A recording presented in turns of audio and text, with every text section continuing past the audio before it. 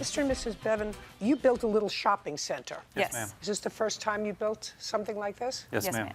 Where was it? It's in a suburb of Fort Worth, Texas. How long did it take you to build? We have one unit left to complete. We started construction last July. So it's not yet finished. No, 4 of the 5 units are finished. On the inside. On the inside. Yes. Do you have a photograph of it? Yes, ma'am. I'd like to take a look at it.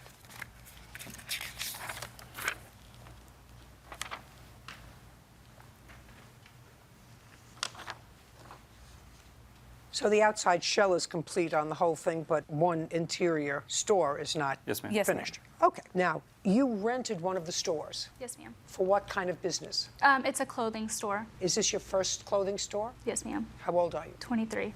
For you.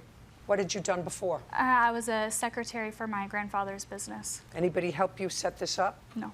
Did it yourself? Yes. What was the rent on the space that you rented It from the plaintiffs? was $1,000 a month. For how many square feet? 800. Okay, now, this is your complaint. Your complaint is that Ms. Wright left, broke her lease, and you're suing her for $5,000. She says that she did, in fact, leave, but you actually constructively broke the lease by not providing sufficient heat, which made it uninhabitable by her, her customers, her son, who I assume she brings to work with her, was how old? A year old. And she gave you notice that the heat was insufficient. You failed to rectify it, and that thereby it was a constructive eviction.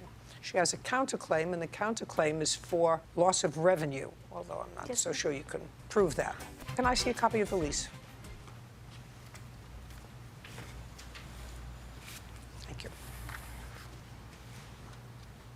This doesn't have a commence date. It does on the signature page, we wrote the commencement date, and then it's near the end, about 4 or 5 pages back. We signed the lease previous to the construction being complete, and we did not start the commencement date until the CO was issued by the city. Official start date, January 7th, 2019. Yes, ma'am. Okay, and you signed that? I did sign it, but I didn't have a commencement date on my copy. I'd like to see your copy. Well, you signed the lease on 1/7. I signed the... Sorry. I'm just saying, when you signed it, you didn't date it? No, ma'am. I'd like to see it. Okay.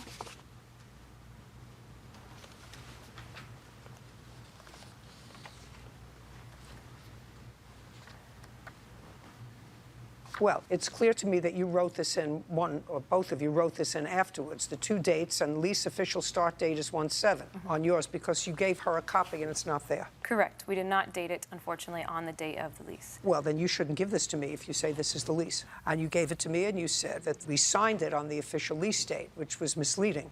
I'm just letting you know it's misleading. I'm sorry. Good.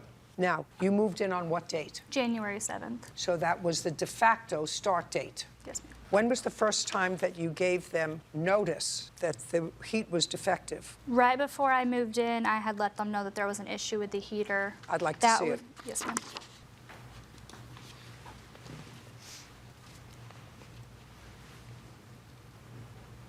This is before the move-in date. Yes, ma'am. That This was is on... December? Yes, ma'am.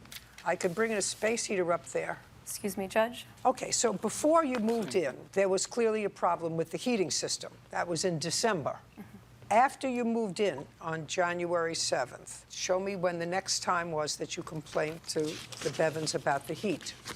And by the way, Ms. Wright, when did you move out? I moved out on March 24th, I believe. Well, I have a text on February 2nd that says, my heater is blowing just cold air again, which suggests that she had told you about this before. Yes, ma'am. Okay,